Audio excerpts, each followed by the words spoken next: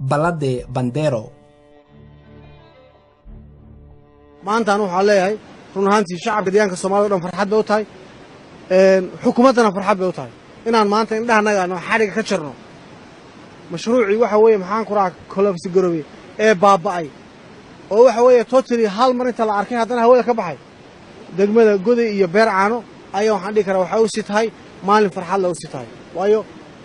lacag badan baa ku baxday 212 milyan oo bir baa ku baxday waqtigu wuu nagu dheeraaday maadaama farsamo oo ahayd farsamo wax adag ahayd oo biyihii in la leexiyo in yani waxa weeyaan la sameeyo waxay noqonaysaa maxaan ku raayay cilmi bay u baahan tahay miisaaniyad bay u baahan tahay waqti bay u baahan tahay qiimeeyna badan baa la soo galay ugu yaraan labadaas sano malaha ilaa 6-7 jeer waan nimido waan qiimeeyay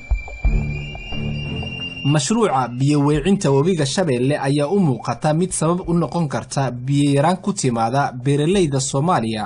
mana jirto mas'uuliyiin ka socota dawladda Soomaaliya oo kala hadashay dhanka Itoobiya dhanka kale mashruucaasi ayaa la sheegayaa in ay ka faa'iideysan doonaan 4,000 oo qoys oo ku dhaqan deegaanka Soomaalida Itoobiya